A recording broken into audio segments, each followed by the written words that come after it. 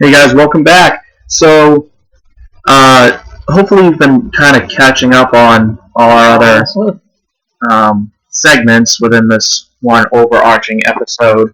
Now we're going to turn the topic to the team of the offseason. I mean, they've been going off like gangbusters, signing people, trading for people. We're talking about the New England Patriots people. And a team that usually doesn't do any of the stuff that they're doing. Right, a team that usually makes the least sexy moves in the NFL, i.e. trading Jamie Collins for a third-round pick, has now gone and signed Stephon Gilmore to a huge contract. Massive. Traded for Brandin Cooks. Also massive. And then I think they traded for Koni Ealy.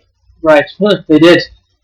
And honestly, the Koni Ealy trade was actually more of along the lines of a Patriots designated trade, because those are the kind of trades that the Patriots like to do.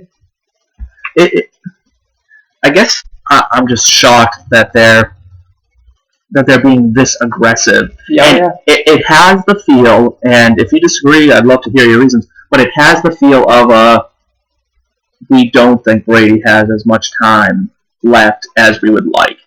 No, and I totally agree. And here's my reasoning, because there were some games where Tom Brady didn't look that great in the first half. And he kind of starts, it's kind of like that old man arm mentality. Like, he takes him a little bit longer to get into the rhythm of a game. I mean, and is the Super Bowl kind of the latest track of, that mentality that he has going forward? Is, does he need the whole first half to get to warm up, so to speak, to get into the game? It is starting to look like bye weeks are an issue for Tom Brady. It's starting to look like his body is not catching on as quick as it used to. It's taking that time, and I think you're right, because leading up to the Super Bowl, they put the Pro Bowl in between it, so it's another bye week. Oh yeah. And look what happened after the bye week in the regular season. He didn't look the same. He looked actually, he kind of looked a little shoddy in the first half, and then the second half rolled around and he figured it out. Granted, the first half against the Falcons, there were some things that were going on that just looked a little wonky. The whole team was... they were driving into score, and there was a fumble by Blunt, who lost one fumble all year. I mean, it was... but, I just think there were some throws in that first half that... Oh, he didn't look that sharp in the first half either. I'm not going to give Tom Brady a free pass just because he's Tom Brady. As a matter of fact, we hold him to a higher standard, I feel like, because he's Tom Brady. Now, taking nothing away from him, he still had the greatest comeback in the Super Bowl history. I think it was the greatest performance in Super Bowl history. I think it was all those things. Passing record. That's pretty impressive in a Super Bowl. Right, and so people can sit there and go, well, look how bad he played in the first half. At the end of the day, you still have to call him a champion. So he did win. And it was on his back. I understand James White had a couple touchdowns, but they were 1-yard carries. It's not like he busted through the line for a 40-yarder. Yeah, the running game was actually not really good. Yeah. And, kudos to Tom Brady for... I got to tell you, if I were him, I wouldn't have been running the ball in overtime. I would have wanted to throw that ball for a touchdown just to stick it to everyone. Yeah. But, man, team first is the best way to describe Tom Brady. But let's break down these moves. Yes. So Stephon Gilmore is now a Patriot, and it meant goodbye to Logan Ryan. So we said goodbye to Logan Ryan. Okay. That's... Logan Ryan and Stephon Gilmore kind of play that same position. Butler is a smaller cornerback. Logan Ryan, 6 feet, Stephon Gilmore, maybe 6'1". So, they play the same. They're kind of big, physical. They like to press man coverage. They play that same role. And granted, Stephon Gilmore plays it a lot better than Logan Ryan does. Logan Ryan might be the better tackler. So, I think Logan Ryan might be one of the better tackling cornerbacks in the NFL. But I think Stephon Gilmore, as an overall player, is much better than Logan Ryan. Yeah, I think the Patriots definitely got a star in Stephon Gilmore. This is a guy who, not last year, but 2 years ago, the combination of him and Ronald Darby were rated as, I believe, the number 3 duo in the NFL. And Ronald Darby was a rookie when that happened. Oh, yeah. So Stephon Gilmore has been absolutely has been a stud. He had a bad first half of the year, but the second half, he turned around a little bit. The whole defense was bad last year. He really kicked it into gear. Yeah, and I think the whole defense, I think that whole team was crumbling around Rex Ryan. Right. So I think the Stephon Gilmore thing really is going to work out well for the Patriots. I feel like this was a very non-Patriot move, but again, I think they're putting a lot of money into defense. They're putting their money on defense, and it's all right. So Tom Brady is eventually going to leave. Yeah. And we don't have another Tom Brady, so we need to be good on the other side of the ball. if we have a good defense, then we can kind of make up for it with a decent running game, a game manager quarterback, because that's how Tom Brady started. A good defense with a game managing quarterback. Exactly. So staying on that side of the ball, how do you feel about Koni Ealy being a Patriot? I think Koni Ealy is going to be really good. And I mean, people are going to say, well, he had a down year, he had all this stuff, but people, when you look back 2 years to the Broncos Super Bowl, where the fact that if the Patriots would have won, he probably would have been named the MVP of that Super Bowl. Had 3 sacks. I think he had to pass deflection. I mean, he was all over that field. Yeah, he really was a game changer out there, and I was really impressed with his play. This year in the Panthers, or last year, I guess I should say, but they let all their defensive backs go. Charles Tillman retires. They let Josh Norman walk. They had no safety help, so all of a sudden, the ball's out of everyone's hands in 2 seconds. No defensive end is getting there in 2 seconds. Like, the whole defense had a bad year and then Luke Kuechly went and got hurt for half the season. Yeah, so they could have thrown on anybody. They were just like, oh, right. Open pass. Like, put Von Miller in his position, he has a down year. I'm telling you right now, it didn't matter who they had there. And I think that's another thing toward, I know this has nothing to do with the Patriots, but I think everyone needs to get off Cam Newton's back a little bit.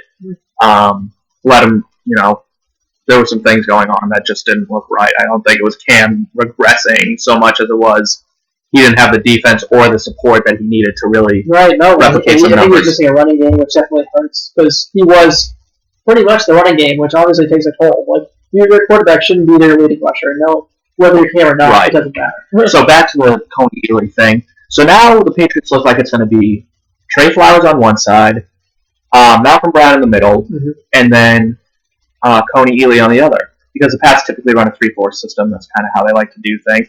Or Belichick does run that multiple system. So when it's 3-4, that's the lineup. Which is a 4-3. You're now subbing Allen Branch in as well. Yes. And then, let's assume they get Hightower back. Now you have Hightower, McClellan, whoever else on the other side. They need some linebacker. They need some linebacker help, I think. But maybe Reuben Foster falls in the draft because of his little explosion at the combine. Yeah. Like, he flips out a hospital staff worker for taking too long with a physical. Like, that seems weird. Yeah, it seems kind of odd. If he slips us, I'd be okay with that. Yeah, that would be a huge fall. But the Patriots don't have a pick in the first 2 rounds.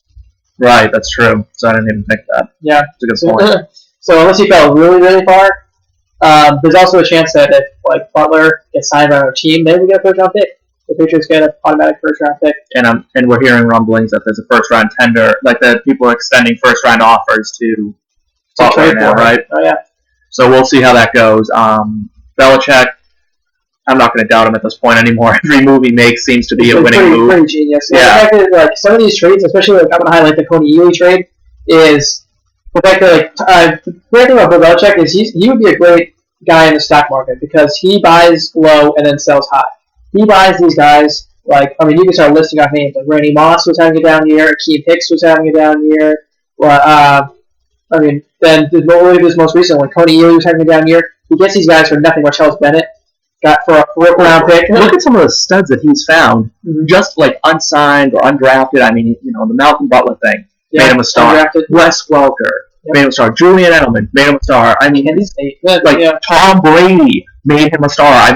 That's one of I almost just bypassed Tom Brady. 6th round. And then, this isn't Belichick has a laundry list of moves that everyone's gone, what is he doing? He's going to tank this team. He doesn't have what it takes to be a head coach or a GM and blah, blah, blah, blah, blah. And it all started with him benching Drew Bledsoe. Remember? Bledsoe got healthy and he said, I'm sticking with Tom Brady. Yeah, he rode the Tom Brady wave. And it's rewarded him with 5 Super Bowls. Yeah, and it's really worked out. And honestly, some other teams are starting to take notice of that. You don't think if Tom Brady never came around, you don't think if Dak Prescott was playing well, they don't think that they would have benched him for Tony Romo. Oh yeah, I think Belichick's had a lot of impact on this league. Yeah, huge impact. And once again, he's gone and made a move that I can't believe it happened. I never thought it would happen because we heard rumblings that Brandin Cooks was being talked about, and the Saints came out and they're like, we're not trading him, blah blah blah blah blah. Yeah. I feel like the second a team comes out and says, oh no, we're not trading so and so, that's it, they're traded. The trade's about to happen. Yeah. And Belichick somehow weasels his way in with a 1st and a 3rd rounder. Apparently, and I just read this today, that the Patriots were totally okay with getting Butler, but he wouldn't sign the tender to go to the Saints. So, and then the Saints were just like, well, okay, just give us a third round instead. And Belichick's probably like, all right, even better. So what? The Saints were just impatient, like they had to get rid of Brandin Cooks, who's maybe making $2 million this year.